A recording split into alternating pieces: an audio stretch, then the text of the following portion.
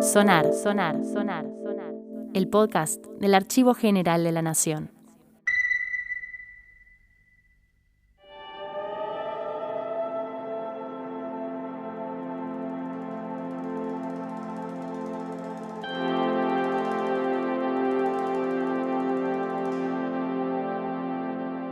Bienvenidos y bienvenidas al quinto y último episodio de la tercera temporada de Sonar.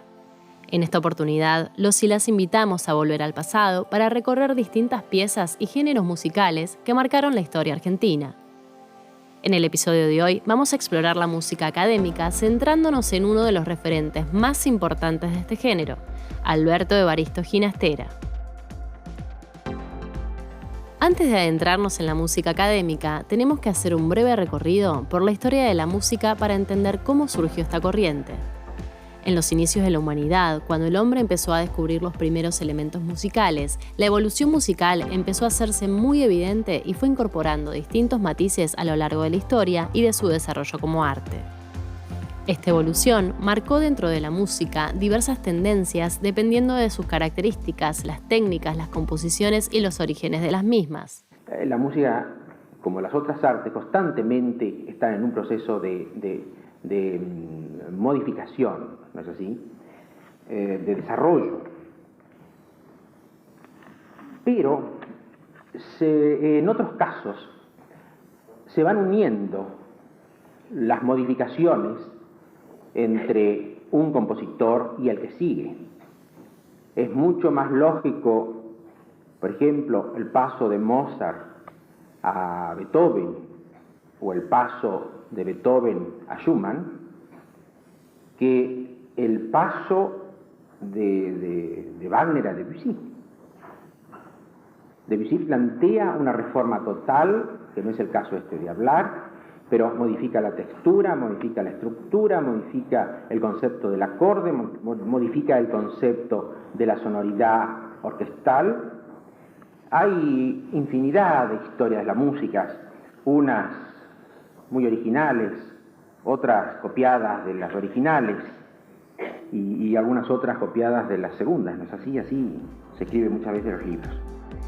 Suelen distinguirse vertientes muy marcadas desde lo estrictamente musical. En los tiempos primitivos de la misma se caracterizaba por ser una monodía, una sola voz. Una segunda época, que es la modal, caracterizada por ser polifónica y esencialmente europea. La época tonal, por su parte, se caracteriza por la incorporación de los instrumentos. Y por último, la época atonal, que sería la que se da en la modernidad. Dentro de estas vertientes surge la música académica, que está caracterizada por su complejidad rítmica, armónica y melódica, y por haber sido creada para ser interpretada por instrumentos clásicos como el piano, el violín, la flauta, el violonchelo, y para ser considerada como una forma de arte y culto. La música académica es considerada como una de las formas más refinadas e importantes del arte y ha sido utilizada en diferentes ceremonias religiosas, óperas, ballets y en eventos sociales de la alta sociedad. A diferencia de otros géneros musicales, la académica se compone de melodías e instrumentaciones complejas y se basa en la creación de obras que son estéticamente significativas y emocionalmente expresivas. Cada época tiene su propio modo de expresión, su propia manera, su propia forma, su propia... En la música hay un estilo del cual hablaré yo enseguida. Cada época tiene su propio estilo. Pero yo he querido crear esta división que me parece que desde el punto de vista puramente musical es la que va marcando las grandes líneas, las grandes modificaciones que sufre la música. Una crisis se produce en Europa, poco antes de la Primera Guerra Mundial, y es la crisis de los estilos, así, lo que posteriormente se llamó la crisis de los ismos. Yo decía hace pocos días, refiriéndome justamente al estilo, que estilo es realmente una de las preguntas más difíciles que se le pueden plantear a un artista contemporáneo, porque si nos atenemos a una simple definición etimológica, Estilo es el modo, el carácter, la manera, la constante, por la cual los elementos que el artista emplea se manifiestan en su obra de creación de una manera peculiar y le confieren a ésta un carácter propio. El estilo, como todos ustedes lo saben, en otras épocas perduraba por siglos, y si bien cada artista podía ser reconocido por el impacto de su propia personalidad, la época mantenía un modo de expresión similar, y el estilo, en ese caso, se aplicaba no solo a la obra de un individuo, sino que abarcaba a toda la actividad humana y caracterizaba a toda una época, y a veces a toda una civilización. Escuchamos de la voz de Alberto Ginastera una breve introducción sobre los orígenes de la música y la división histórica de la misma. Ginastera fue uno de los exponentes más importantes en nuestro país de esta corriente musical. Compuso óperas, ballets, piezas orquestales, obras corales, conciertos para solistas, sonatas y música para películas, que lo llevó a ser el compositor argentino de música académica contemporánea más importante del siglo XX en América. Se graduó en 1938 del Conservatorio Williams de Buenos Aires y continuó sus estudios musicales en el Conservatorio Nacional de Buenos Aires bajo la tutela de Atos Palma y José André. Compuso su primera obra antes de graduarse, a los 22 años, la suite del Ballet Panambí, que sería estrenada en el Teatro Colón pocos años después. En 1945, por su destreza para la composición, obtuvo en Estados Unidos la beca Guggenheim, donde estudió bajo la tutela de Aaron Copland. Al regresar a Argentina, fundó la Liga de Compositores, la Facultad de Música de la Universidad Católica, de la que fue su primer decano, y también la Escuela de Altos Estudios Musicales del Instituto Di Tella, de la que fue su director hasta que dejó el país. A mí, cuando yo escucho este tipo de música de Stravinsky, me recuerda muchísimo a Picasso, en la deformación que existe de una realidad, ¿no es así?, concreta, y que se transforma en algo más o menos distorsionado.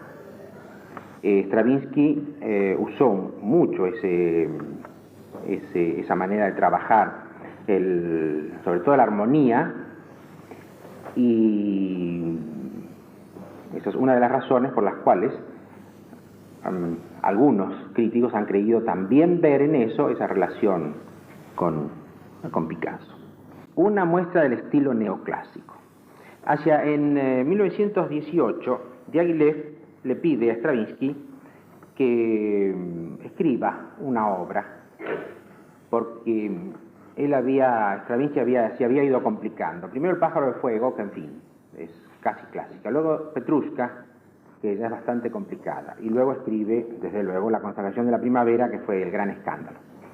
Entonces, Diaghilev, para ponerse a cubierto de una locura todavía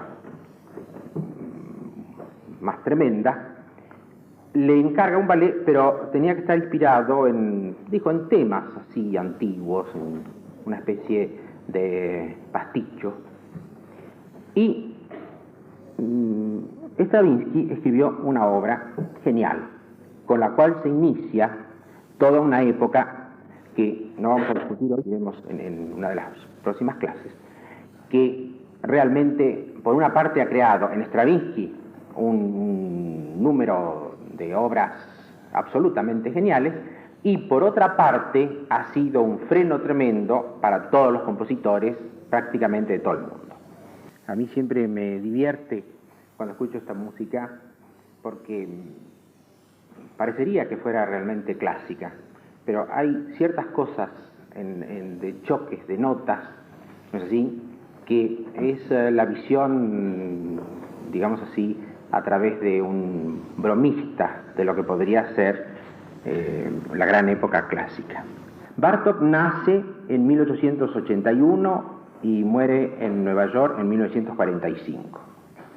Es muy curioso el caso de Bartók, porque es una figura que, tal vez como la de Brahms, Schoenberg escribió un artículo que se llama Brahms el progresista, y como Bartók es un ejemplo más o menos parecido, porque cada día su prestigio, la admiración y el entusiasmo del público por su obra crece.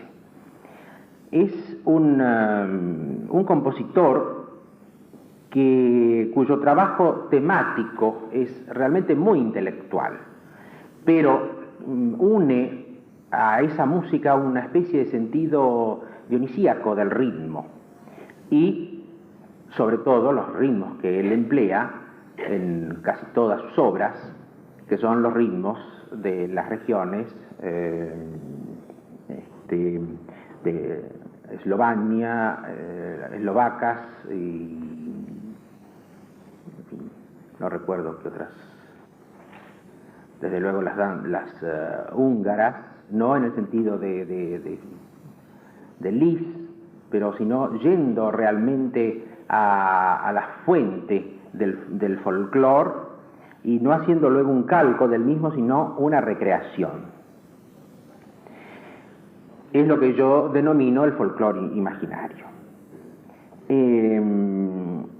Esta línea del folclore, que en ese momento era muy importante, porque casi todas las escuelas, y sobre todo en América, había una gran influencia de las escuelas folclóricas, fue poco a poco desapareciendo, y podemos decir que poco después con la última guerra, desaparece en todas partes del mundo.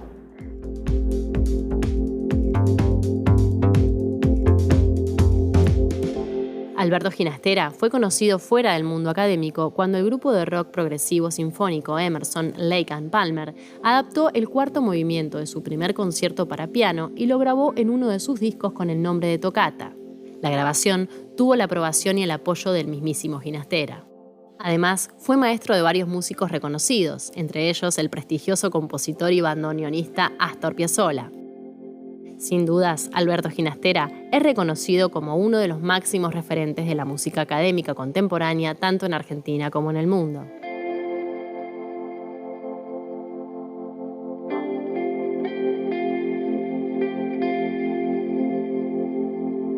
Los audios que escuchamos corresponden al Fondo Acervográfico Audiovisual y Sonoro perteneciente al Archivo General de la Nación. Quienes quieran conocer más sobre el acervo sonoro del Archivo General de la Nación, los y las invitamos a visitar la nueva plataforma que se lanzó con el motivo del Bicentenario, agnbicentenario.mininterior.gov.ar. Los guiones de esta temporada fueron realizados por Mercedes Acosta Quintas, Eva Ainora y Celeste Kunzabó. La edición y producción estuvo a cargo de Gonzalo Ruiz. La locución fue de Celeste Kunzabó y la coordinación de Diego Echezarreta.